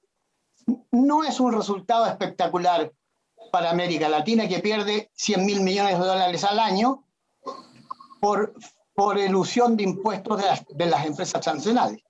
No estamos colaborando en eso. Creo que por esos lados van a venir más bien las necesarias formas de integración y de respuesta común de problemas, más que las antiguas, que ya no se puede. O sea, no podemos copiar una integración europea, efectivamente, porque no reproducimos una Segunda Guerra Mundial, ni reproducimos un Estados Unidos invirtiendo en el desarrollo europeo después de que estaban destruidas sus economías. No repetimos la historia, pero sí podemos aprender de la historia. Y aprender de la historia significa convertir, no sé si se llame CELAC o como se llame, pero un organismo de nuevo tipo de integración. Y creo que en ese sentido el paso que ha dado México en esta recuperación del espíritu integracionista latinoamericano es muy importante. Y si no es México, no es nadie, ¿eh? Si no es México el que toma esa bandera, no lo puede hacer Brasil, aunque tenga un nuevo régimen, un nuevo gobierno progresista. Brasil es un continente completo por sí mismo y tiene muchos problemas internos. México, con su posición frente a Estados Unidos y su prestigio en América Latina, creo que lo hace bien al retomar esta idea de la integración. De manera que el primer paso son varios pasos, pero de este tipo. Muchas gracias. Bien. Juan Manuel, si me permites, adelante. Hay una pregunta concretamente para Lorenzo Córdoba. Lorenzo, Luis, ¿qué puntos se pueden destacar de la sexta cumbre de la CELAC realizada el 18 de septiembre? se puede destacar de la última sesión de la CELAC? Pues bueno, lo más destacable es, además de las 2 resoluciones que se votaron por, entiendo, si mal no recuerdo, por unanimidad, es el hecho de haberse reunido. O sea, el hecho, lo más destacable desde mi punto de vista es haber revitalizado este es un, estoy de acuerdo, ¿no?, con los colegas que dicen que es un sueño y son muchas buenas intenciones, etcétera. Sí, realmente es un sueño, son buenas intenciones, pero se reunió, o sea, es un hecho político relevante el hecho que se hayan reunido. Y además tomaron 2 resoluciones hicieron 2 declaraciones, ¿no?, que son en materia de vacunas o salud, acceso universal a la salud, y en materia de pues actividades del espacio, ¿no?, exterior, que son tal vez los 2 temas menos... perdón, profesor. Sí. Y en el tema de el Centroamérica y la inmigración, también hay una resolución importante. Sí, el tema de la migración, México está en una negociación intensa con los Estados Unidos y recientemente el presidente Biden, esto al margen de la CELAC, ¿no? O sea, tiene que ver con migración. Sí. El presidente Biden, pues, si entendí bien la carta que le turnó Biden al presidente mexicano, Andrés Manuel López Obrador, pues aceptó la tesis mexicana de que hay que promover el desarrollo al interior de los países centroamericanos y de alguna manera eso pues, eventualmente facilitaría o permitiría que hubiese menos migración, ¿no? Pero bueno, volviendo a lo más relevante de la CELAC en la última sesión, repito nada más que el hecho de haberse reunido y el hecho de que se haya revitalizado la CELAC. Claro que la sesión, yo sí la vi, no la vi completa, me fui a las partes tal vez más interesantes, y sí hubo un escarceo, ¿no?, entre Paraguay, Uruguay y pues, en relación a Venezuela y Cuba, ¿no? Pero al margen de eso, estaban sentados ahí, excepto Brasil, pues prácticamente representación de todos los estados latinoamericanos y del Caribe, que en alguna parte llaman nuestroamericanos. Bien. Y bueno, adelante, Juan Manuel. Quisiera yo nada más rescatar y responder brevemente una pregunta que me hicieron por ahí. Simplemente por ahí me preguntan qué tendría que suceder para que un organismo internacional fuera cancelado o bien sustituido. Bueno, yo aquí quisiera referirme un poquito a la historia diplomática, digamos, cuando la Sociedad de Naciones se ve colapsada por la Segunda Guerra Mundial, más allá de sus ineficiencias también, pues tuvo que venir una nueva organización. Incluso se llegó a plantear en algún momento si la propia Pacto de la Liga de las Naciones podría renovarse y se optó por cancelarla. Incluso hubo un tiempo de desfase entre una y otra, ¿no? Y se crea la UNORA. Por ejemplo, no sé, el Pacto de Varsovia, cuando perdió un sentido ya por cambiar estos bloques que sabemos en la Guerra Fría, pues también se desintegró y ese sí no dio lugar a nada, se acabó, ¿no? O el CAME también, por ejemplo, ¿no? El Consejo de Vida Mutua Económica, que reunía a estos países de Europa del Este en cooperación económica, pues también desapareció. Entonces, volviendo al tema de la OEA, yo no veo en el escenario un colapso total del sistema, una gran guerra o una pérdida del sistema tan fuerte, tan brutal, que diera lugar a una nueva organización. Simplemente eso, ¿no? Y bueno, y por ahí creo que hay una pregunta, no sé si a Julio Sau, que es la última que me llegó. ¿Tienes otra por ahí, Manuel? No, es esa, yo creo. Esta última, del repliegue de Estados Unidos en el mundo. Sí, el repliegue de Estados Unidos del mundo para dejar espacio a China y Rusia, ¿permitirá el aumento de gobiernos progresistas o incrementará su intervención para implantar gobiernos que apoyen sus intereses? Sí, no, yo cuando me refiero a los gobiernos progresistas que vienen es porque ya vienen en las elecciones de este año y del próximo sin que China tenga ninguna participación. Ahora, la participación política de China China no es un régimen democrático. China es una potencia sumamente pragmática, de gran penetración en inversiones y en comercio en América del Sur. y está trazándose. Los chinos miden el tiempo en forma distinta a nosotros, lo miden en generaciones, lo miden en 50 años más. No sé lo que están pensando en materia política, pero sí que es una potencia que se ganó el espacio y que va a seguir fortaleciéndose económicamente y en el área en que políticamente influye, que es el área del Asia-Pacífico, del Indo-Pacífico mismo, y donde está el conflicto actualmente, pero no, en América Latina no creo que tenga influencia política, por lo menos en los próximos años. Bueno, me permito hacer algunas preguntas, son muy generales y son muchas preguntas. Yo le haría uno a la profesora Rocío. Migrar de la OEA hacia CELAC, ¿no sería generar un posible fraude a la ley para evadir la obligación de la Carta Democrática de mandatarios de nuestra región que están violando sistemáticamente el derecho internacional? ¿Es viable buscar un CELAC sin Brasil? ¿Cuál es el primer paso que deberían de tomar los países de América Latina en la OEA en busca de una reforma que involucre una verdadera cooperación continental? Nada más esas preguntas. Sí, todo tremendas. No, muchas gracias. La verdad es que creo que este conservatorio ha tenido su objetivo, ¿no? Porque estas discusiones, lo que están ustedes preguntando, creo justamente que es lo que debemos estar discutiendo. Miren, aquí un poco yo sintetizaría, ¿no? Un poco la postura que he estado un poco esbozando, ¿no? A raíz de mi participación y escuchando, por supuesto, también los puntos de vista de los colegas.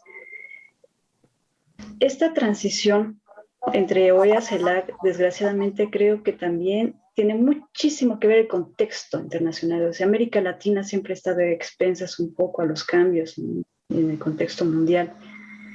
Un colapso de la OEA, ¿no? Un abandono masivo, evidentemente tendría que ser sobre un caso, como ya lo mencionaba el doctor Portilla, ¿no? Una guerra, una transición, una eventualidad catastrófica que obligara a este cambio abrupto.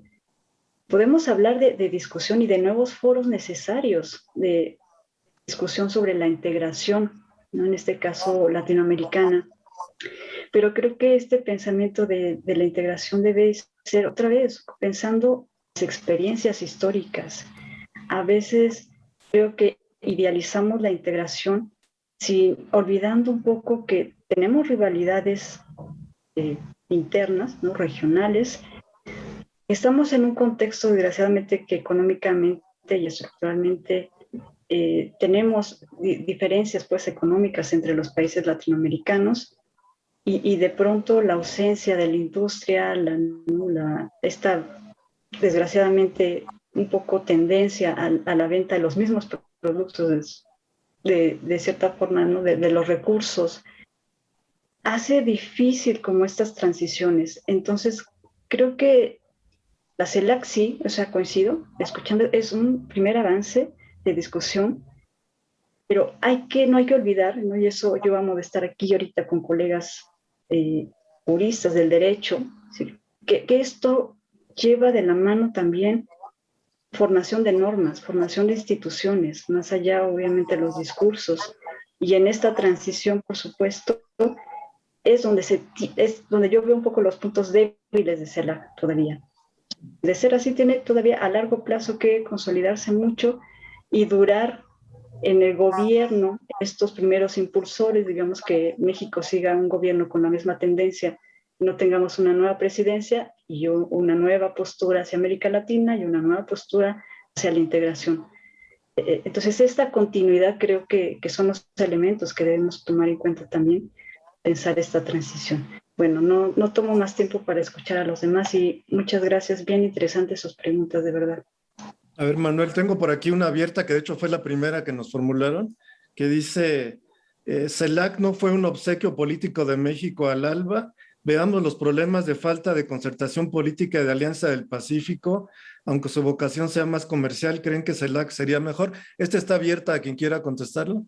si fue un regalo al ALBA, ¿no? O sea, yo pienso que no fue un regalo al ALBA, más bien es un foro, pues como ya yo creo que hay consenso en todos los colegas, es un foro de diálogo, es un foro preintegracionista y en ese sentido, pues la presencia de Venezuela está perfectamente justificada, ¿no? Siendo Venezuela, pues quien lidera o lideró o tuvo la idea de formar la Alianza Bolivariana para los Pueblos de Nuestra América, ALBA, ¿no? Entonces, pienso que no fue un regalo, está plenamente justificada la presencia de los países miembros del ALBA en la CELAC. Es que sonaba como al vaso, ¿verdad? Un poco quizá, por eso la pregunta. ¿Alguien más? Por favor. Sí, yo quería comentar, la CELAC está en funcionamiento desde el año 2011, ¿no? Si no tengo las cosas mal. Desde entonces, ¿realmente qué ha hecho? O sea, es que yo creo que hace falta que nos preguntemos que si después de 9 años, 10, 2011, 2021, estamos en las declaraciones, en 2 declaraciones, que está muy bien, pero no van a ninguna parte.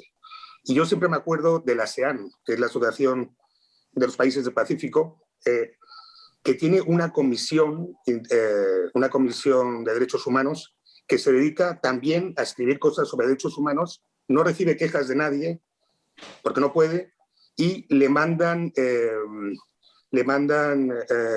bueno, y que cada vez que un comisario se sale del lugar, el gobierno lo retira. O sea, no son independientes, no son nada. No caigamos en eso. Tiene que ser instituciones fuertes, con rendición de cuentas y con participación ciudadana y que haga que los ciudadanos vivan mejor, no peor, o estén esperando a una declaración que realmente no les influye. Uno de los problemas de la Unión Europea fue, y con esto acabo, que empezó siendo un fenómeno o un instrumento de los poderosos, de los de arriba, pero tuvo la rapidez de ir dejando que los efectos fueran cayendo al gran público, hasta llegar a tener un Parlamento Europeo que empezó siendo una caja de resonancia, ahora es un colegislador en pie de guerra y es elegido por sufragio universal por todos y cada uno de los ciudadanos comunitarios. A eso hay que llegar. Se sabe dónde empieza uno, pero no se sabe dónde acaba. Son animales que van alimentándose y llegan a unas formas que no estaban previstas. Por eso, en la salida del Reino Unido, yo no firmé esto. En el 73 yo no firmé esto. Pero tienes que aceptar que las cosas vayan evolucionando, sobre todo si es para el bien de todos los ciudadanos. Gracias. Doctora Petrova, por ahí alzó la mano. Sí, muy brevemente yo quisiera agregar que este sí es un verdadero problema para el futuro de la CELAC, la fragmentación de los organismos de integración que existen en el continente y mencionaron la Alianza del Pacífico, pero está también el Mercosur. En fin, hay muchísimos organismos, hay muchísimos tratados internacionales. Habría que ver cómo todos esos esfuerzos se federalizan o se unifican en uno solo como la CELAC.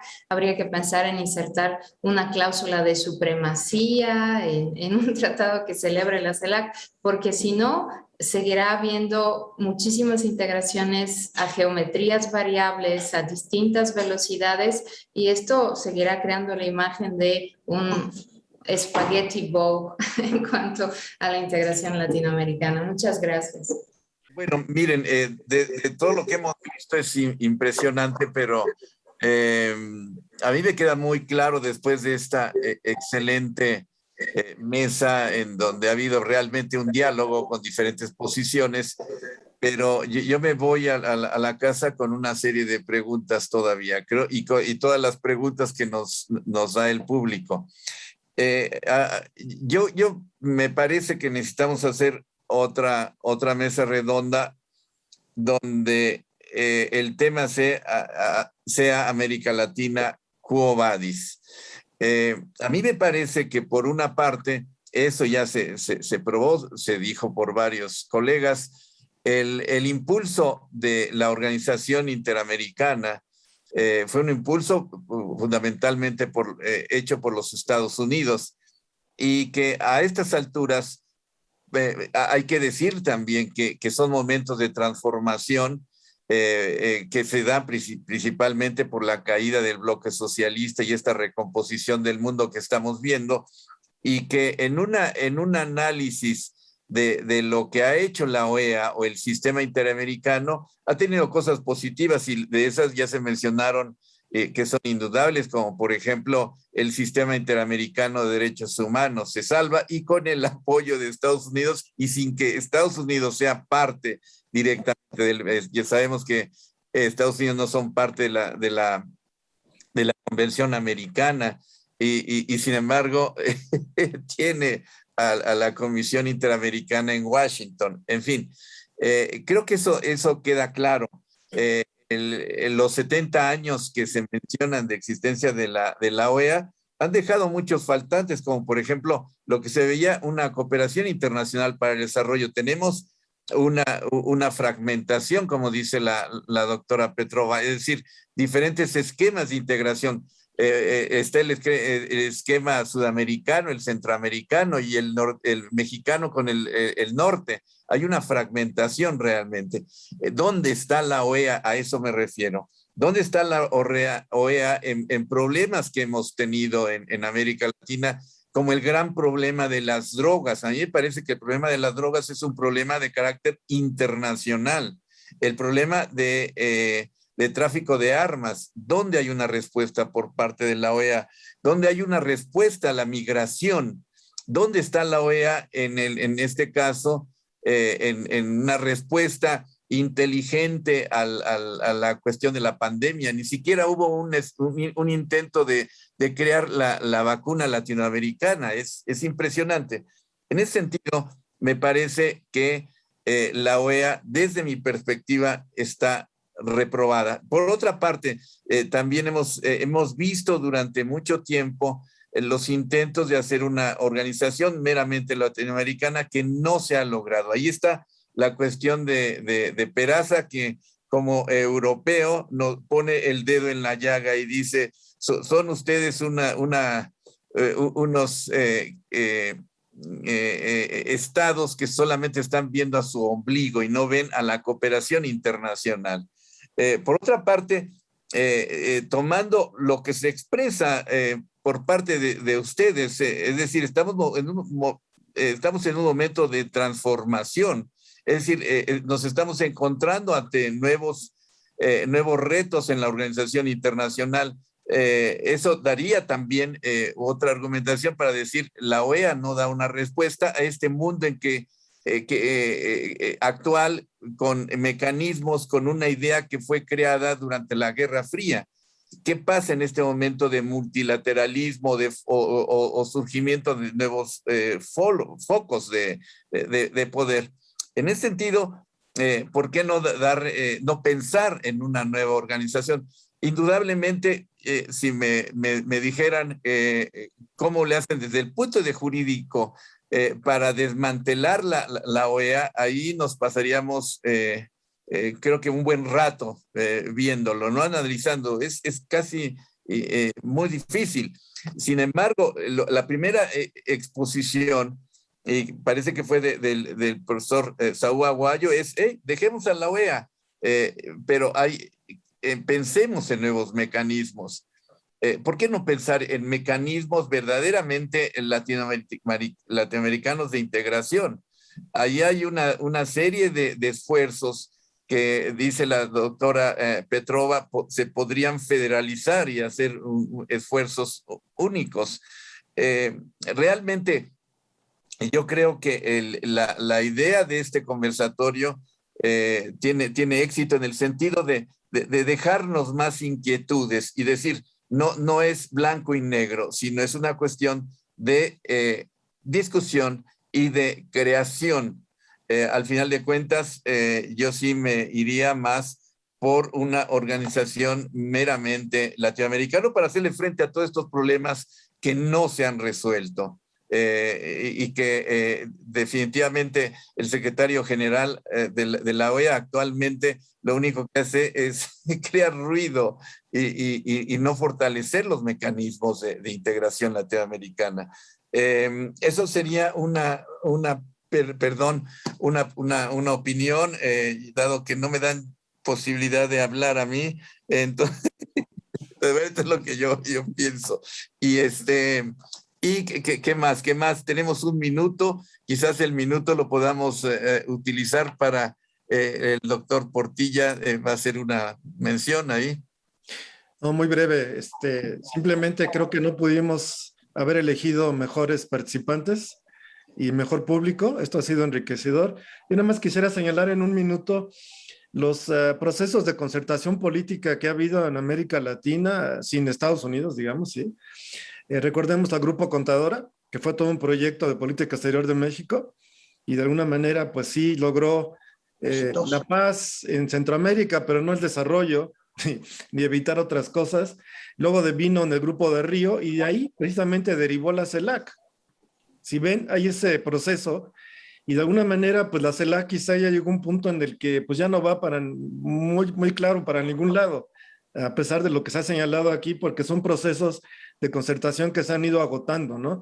Y de alguna manera, pues desde los 80, y recordemos la guerra en Nicaragua, y recordemos todo lo que sucedió en El Salvador, etcétera, pasando por el Grupo de Río y CELAC, aunque yo creo que los liderazgos también han cambiado mucho, ¿no?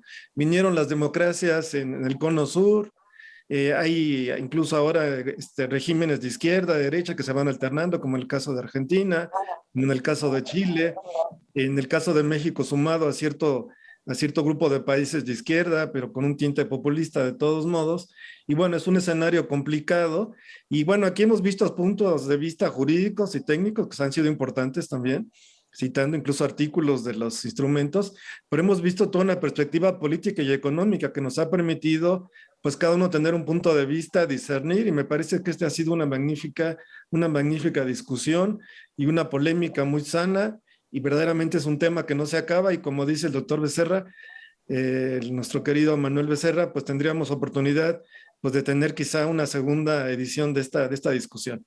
Bueno, yo nada más quiero terminar agradeciendo a todos los que hacen posible desde el punto de vista técnico esto, a Ilse, Mariana, a Natalia, a todo el equipo de la licenciada Alejandra Caballero, que hace posible la cuestión técnica de comunicación, concretamente a Ilse, que hizo posible la comunicación y la que nos está diciendo cuáles son las preguntas que definitivamente no se pueden contestar, son muchísimas y además muy inteligentes. Muchísimas gracias, un abrazo a todos, muchísimas gracias al público, público bastante atento e inteligente. Muchísimas gracias y nos vemos para la próxima.